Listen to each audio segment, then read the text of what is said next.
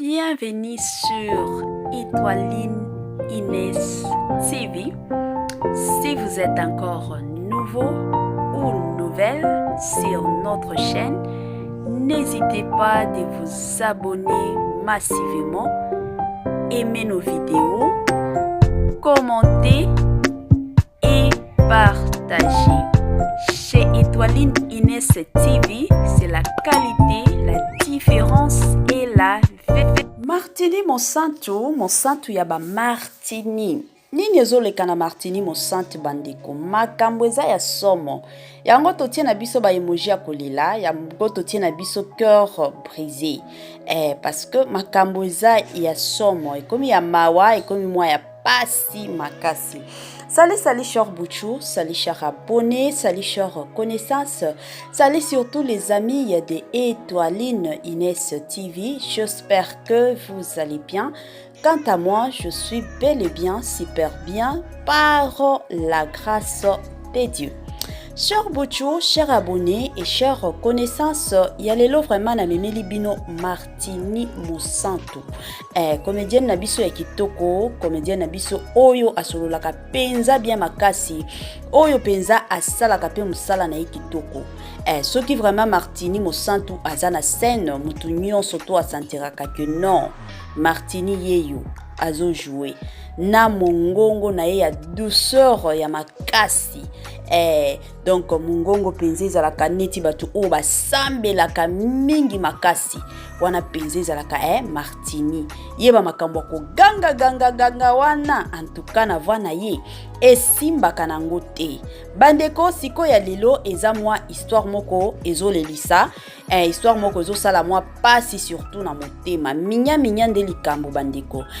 Avant tokota na mwa makambo na biso ya lelo kandenge tosalaka nalingi na sensibiliser batu oyo soto. Si c'est la toute première fois ya kokota na chaîne na biso, chaîne moko kitoko, chaîne à batoli ya makasi, chaîne moko ya bana nzambe, je vous prierai surtout de vous abonner massivement. Abonnez-vous. Cliquez aussi sur la cloche de notification pour surtout recevoir les nouveautés de notre chaîne. Aimez la vidéo, commentez et partagez. Et que sala biso penza oyo tolobaka na biso chaque jour. Tokos makasi penza ya makasi. Bandeko bafan nyonso ya Martini Monsanto. Ba onyoso ba sepelaka na façon au Martini a jouaka. En tout cas, c'est le moment bola kisama bolingo envers comédienne Nabino. Bozwana no bakiti bandeko to vanda to beta masolo. Bandeko awa eza analyse ya somo. Ya bino bandeko ba osale la biso ba analyse na bino na ba commentaire. Ngana obandananga koloba bino ba osala na bino ba analyse na ba commentaire na système moko ya bien. Soki omoni ke nga ba commentaire wana na olingana ngate en tout cas numéro na biso yango wana eza nango affiché bokoki kotindela biso ba WhatsApp bokoki toutefois ko benga biso en tout cas toko yamba bino na ndenge moko kaka ya bien makasi mingi. Bandeko mbutu ezobima na ba réseaux sociaux surtout bandeko tolanda ex mobali ya Naomi Ngolela. Bandeko makambo yo tolobaki ke non tokovandisa ngo kimia te tokolandela ngo tina suka tokolandela ngo penza. Ex mobile Naomi Ngolela abimaki na ba makambo ebele. En tout cas c'est un papa aussi courageux tokoki koloba bongo aza vraiment courageux soki abengi bandeko azokata te azolobaka koloba azoloba makasi toyebi te soki eza objectif na ye ezalaki kaka asambwisa ba comédienne na biso mibale to objectif na ye ezalaki ndenge nini. Bandeko selon badur na ye alobi ke avant et après ko se séparer na Ngolela akomaki pe kobima na Monsanto. Papa wana kombo na ye papa Welo nde kombo na ye. Na betelaki bino lisolo lobi ke non abalaki Ngolela. Abalaki après dota adota pe basalaki nde mariage civil te to religieux te. Donc ezalaki kaka mariage kandenge ezalaka dot et puis c'est fini. Donc ezalaki ka bongo et puis relation na bango eyaki ko simba te. Pourquoi? Parce que bakutanaki Après 6 mois kaka ya pamba, papa déjà a proposé ngolela babalana. Ngolela pe accepta. Siko na kobalana wana, nde papa akomaki kolakisa bizaleli na ye ya mabe makasi. Yango esalaki keno ngolela boyaki na ya lobite.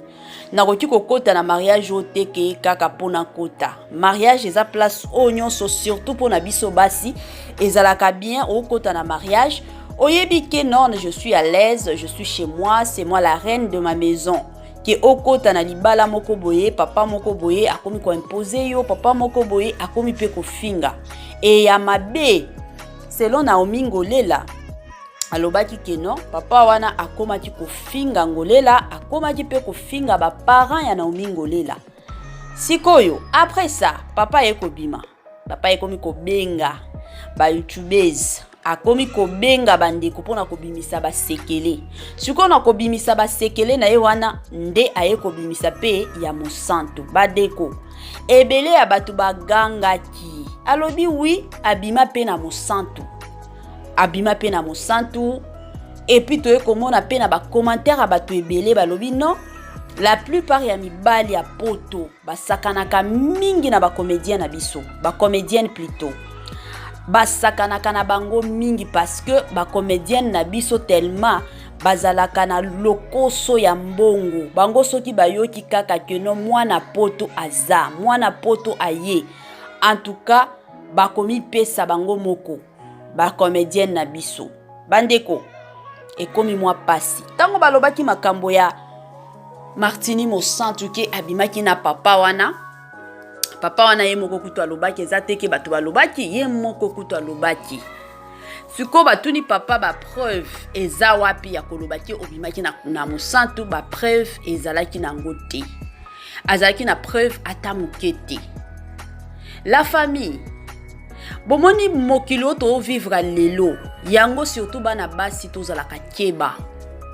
Tozalaka keba makasi eza na mibali mosusu na lobaka chaque jour eza na batu mosusu okomona keno mutu oyo asi akoli âge na ye eza vraiment avancé mais na kotala boye en réalité to en vie réelle mutu wana nanu akoli te aza ta kutu na sens ya maturité te eza kaka kokola ya âge kokola kaka ya ba nombre chiffre comme je peux le dire.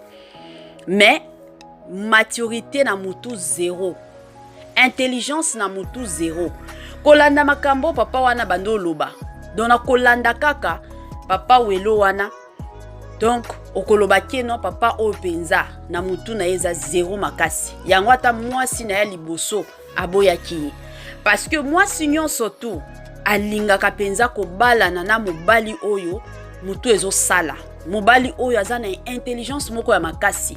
Mobali oyo azana sens ya sagesse, azana sens ya maturité. Pa kobala na mobali moko boswani, il faut bimisa nyonso. Est-ce que toloba nanu, tobeta nanu masolo. Na makambo ya Naomi Ngolela. Est-ce que etalaki Mosantu? Soki ye papa wana, c'est sûr que non abimaki na Mosantu.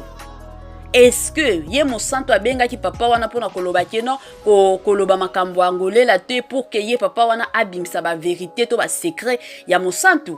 Ça n'a pas de sens.